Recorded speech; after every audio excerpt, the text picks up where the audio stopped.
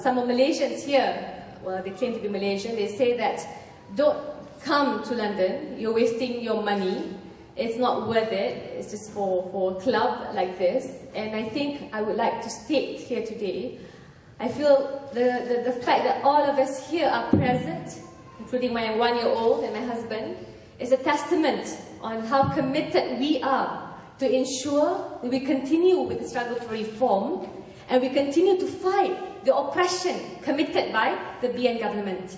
I think that's important because whatever you do, I don't think you should lose hope. And I don't think you should choose Pakatan Rakyat, as I will elucidate in the next few paragraphs, I hope, just because we are the antithesis to BN. I think it is important also to note that we have weaknesses, we have also strived and proven ourselves, of course in a short, close to 3-year period.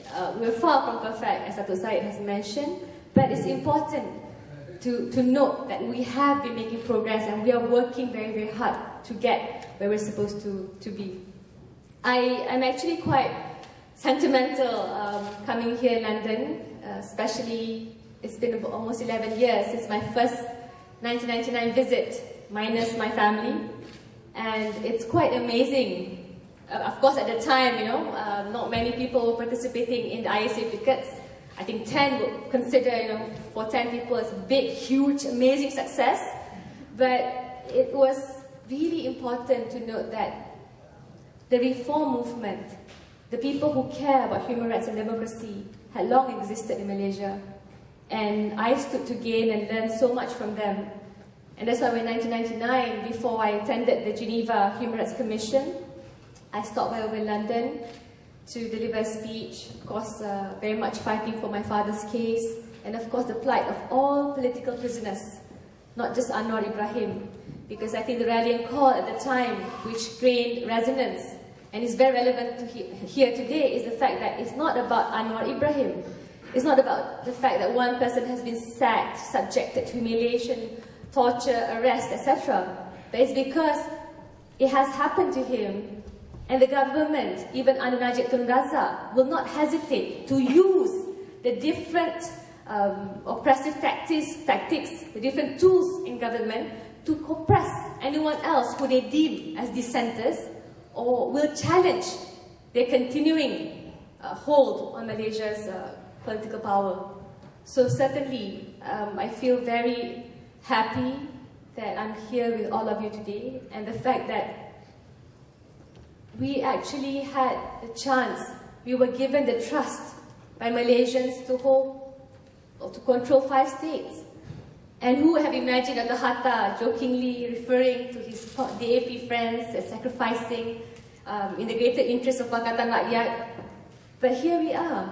I think you have to give a huge round of applause, at least to the fact that PAS, DAP and Keadilan are really committed to ensuring that this coalition survives, not only in the next general elections, but towards a creation of a 2-party system in Malaysia.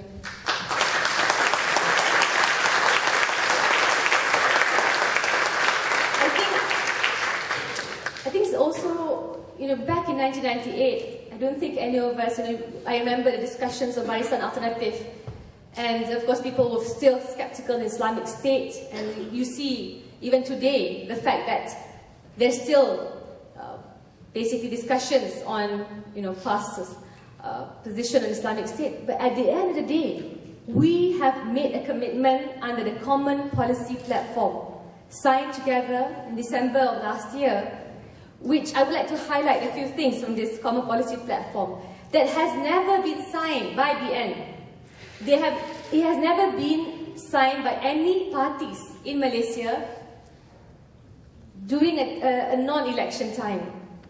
Meaning this commitment has been made, focused to show and prove to Malaysians that yes, these 3 parties differ in certain parts of their ideology, but on the common themes, they have a clear vision on what should be done for Malaysia. The Common Policy Framework is based on the belief that the People's Development Agenda has been derailed due to a narrow understanding of race. divisive hate politics and authoritarianism, the recessive economy caused by the loss of moral conscience, the greed of corruption, and archaic policies are causing Malaysia to be left behind compared to other vibrant economies in the region. Pakatan Rakyat is committed to abolishing the ISA and all other laws that allows for detention without trial, while simultaneously proposing that all existing emergency declarations be rescinded. And of course, including Printing and Presses Act, etc. And Malaysia plan, they talk about innovation being the main driver for economic growth. And I can tell you, as what Datuk Zaid has mentioned earlier, the only innovation seems to be in the guise of perkasa. I don't know, maybe Londoners are not well versed with Ibrahim Ali, but he is a creature that has to be avoided at all costs. No, I'm serious. I must say this. I feel very angry because I was brought up in Malaysia. I was schooled in Assunta with Yolanda. And I was taught basic values and beliefs that allowed me to accept and believe in the future of multiracialism. And it is my fervent belief that all parties, regardless whether they're in BN and all leaders from across the political spectrum, have to work towards realizing this Malaysian vision. It's incumbent upon them. And I think one of the worst things that Najib has done, regardless of Tuya or whatever else, is, I didn't say anything, I just said, please, the media here, be careful with what you copy down. The main issue is the fact that he has allowed perkasa. He has allowed the voice of this narcissistic, narrow-minded, dangerous Malays, and allowed Mahathir to back them up, to shore up support, supposedly for UMNO. At what cost? At what cost, I ask you?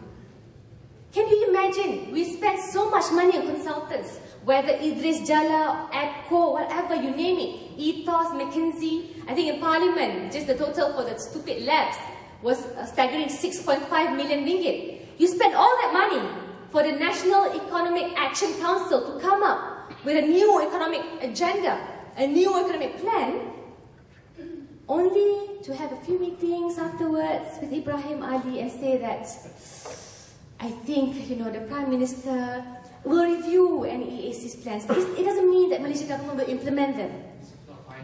It's not final. But can you imagine it? I mean, we have so little time. Why are we here? Because we have so little time. I don't think Malaysian economy can survive any longer. I mean, honestly, I meet some Bangsarians who are here working in London, working overseas. Because why? Because you do feel a sense of marginalization. You do feel that you will not be able to be treated fairly. Because in Malaysia, and my husband is a clear example of this, is on the basis on who you know. It's on the basis of your merit. Of course, there are a few cases, but at the end of the day, it's not something that's holistically felt by all Malaysians.